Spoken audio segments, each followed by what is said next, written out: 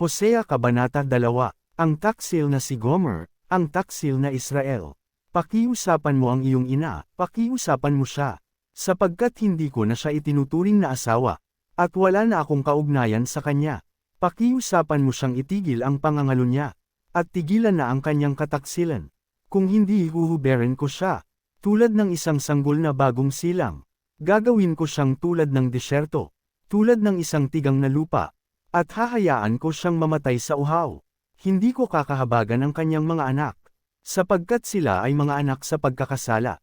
Ang kanilang ina ay naging taksil na asawa, at siyang sa kanila'y negel-ihi ay naging kaiyahiya.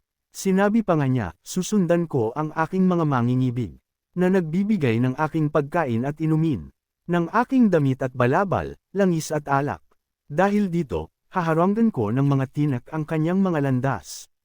Paliligiran ko siya ng pader, upang hindi niya matagpuan ang kanyang mga landas. Hahabulin niya ang kanyang mga mangingibig, ngunit sila'y hindi niya maaabutan.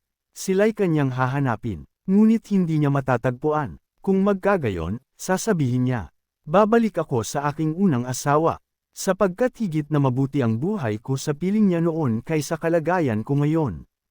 Hindi niya kinilalang, ako ang nagbigay sa kanya, ng pagkaing butil, ng alak at ng langis. Sa akin nanggaling ang pilak, at ginto na ginagamit niya sa pagsamba kay Baal. Kaya't babawiin ko, ang pagkaing butil na aking ibinigay, maging ang bagong alak sa kapanahunan nito. Babawiin ko rin ang mga damit at balabal, na itinakip ko sa kanyang kahuberan. Ngayoy ilalantad ko ang kanyang kahuberan, sa harapan ng kanyang mga mangingibig. Walang makakapagligtas sa kanya mula sa aking mga kamay.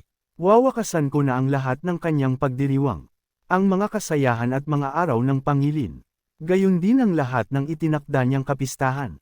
Sasalantin ko ang kanyang mga ubasan at mga punong igos, na sinasabi niyang upa sa kanya ng kanyang mga mangingibig. Lahat ng iyan ay kakainin ng mga hayop, at masukal na gubat ang kauuwian.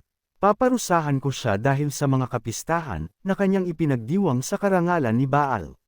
Nagsunog siya ng insenso sa mga Diyos-Diyosan. Nagsuot din siya ng mga singsing at alahas. Pagkatapos ay humabol sa kanyang mga mangingibig. At ako'y kanyang nilimot, sabi ni Yahweh. Ang pag-ibig ni Yahweh sa kanyang bayan. Ngunit masdan mo, siya'y muli kong susuyuan. Dadalhin ko sa ilang, kakausapin ng buong giliw. Doon ay ibabalik ko sa kanya ang kanyang mga ubasan. At gagawin kong pinto ng pag-asa ang libis ng kaguluhan. Tutugan naman siya tulad noong panahon ng kanyang kabataan, nang siya'y ilabas ko sa lupain ng Ehipto.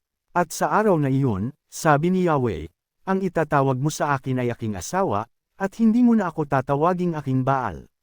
Sapagkat ipalilimot ko na sa iyo ang mga pangalan ng mga Baal, at hindi na muling ipababanggit ang mga ito. Sa araw na iyon, alang-alang sa iyo, makikipagkasundo ako sa mga hayop sa parang, sa mga ibon sa kalawakan, sa mga nilikhang sa lupa'y gumagapang. Aalisin ko sa lupain ang pana, ang espada at ang digmaan. Upang kayo'y makapagpahingang matiwasay, ikaw ay magiging aking asawa magpakailanman, Israel. Mabubuklod tayo sa katwiran at katarungan, sa wagas na pag-ibig at sa pagmamalasakit sa isa't isa. Ikaw ay magiging tapat kong asawa, at kikilalanin mong ako nga si Yahweh. Sa araw na iyon, sabi ni Yahweh, tutugunan ko ang panalangin ng aking bayan. Magkakaroon ng ulan upang ibuhos sa lupa. Sa gayon, sisigana sa lupain ang pagkaing butil, ang alak at ang langis. Ito naman ang katugunan sa pangangailangan ng Jezreel. Sa panahon ding iyon ay ibabalik ko ang mga Israelita sa kanilang lupain. Kahahabagan ko si Lo-Ruhama, at sasabihin ko kay Lo-Ami, ikaw ang aking bayan. At tutugan naman, siya, ikaw ang aking Diyos.